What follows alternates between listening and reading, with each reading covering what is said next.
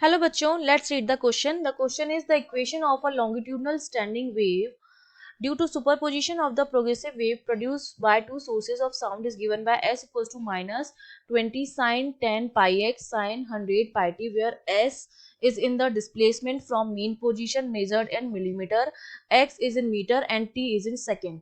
The specific gravity of the medium is also given, which is 10 to the power minus 3. Density of water is given as 10 to the power 3 kilogram पर metre cube. Find the intensity at the displacement node. तो हमें displacement node पर intensity calculate करनी है. तो देखिए, displacement जो node होते हैं और एंटी नोड होते हैं वो मैक्सिमा और मिनिमा दिखाते हैं.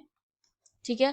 तो की कॉन्सेप्ट में सबसे पहली चीज तो आपको पता होनी चाहिए कि जब हम डिस्प्लेसमेंट के नोड और एंटी नोड की बात कर रहे हैं, ठीक है, जो हमारा इस तरह का बनता है, यहाँ पर एक कभी नोड बनता है कभी एंटी नोड बनता है. ठीक है. तो नोड्स जो होते हैं, यहाँ पर ये नोड बनता है, यहाँ पर एंटी नोड बनता है. ठीक है. ये डिस्प्लेसमेंट के नोड और एंटी नोड होते हैं. तो नोड्स पर वेलोसिटी जो होती है वो हमारी जीरो होती है. ठीक है.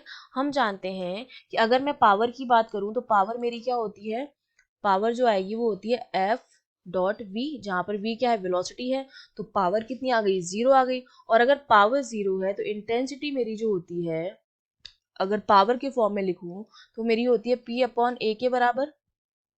तो पावर अगर जीरो है तो मेरी जो इंटेंसिटी होगी वो भी क्या आएगी, जीरो आएगी. इसका मतलब जो डिस्प्लेसमेंट नोड होते हैं उस पर इंटेंसिटी जो होती है वो जीरो के बराबर होती है. ठीक है.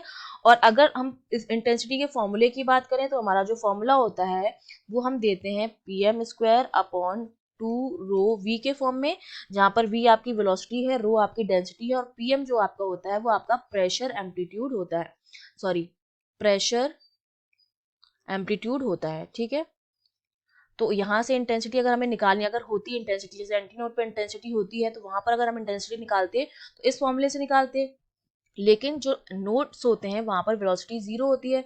जब v की वैल्यू जीरो है तो इंटेंसिटी हमारी क्या आ जाएगी, जीरो आ जाएगी. तो हमारा आंसर क्या हो जाएगा, जीरो. तो हमें कैलकुलेट करने की जरूरत नहीं है, हमें ये रो v और pm और ये सब चीजें कैलकुलेट करने की जरूरत नहीं है. अगर एंटी नोड को निकालने को बोला जाता तो मुझे वेलोसिटी भी कैलकुलेट करनी पड़ती, प्रेशर एम्पलीट्यूड भी कैलकुलेट करना पड़ता और उसके बाद हम उसकी इंटेंसिटी को कैलकुलेट करते. तो हमारा आंसर हो जाएगा जीरो.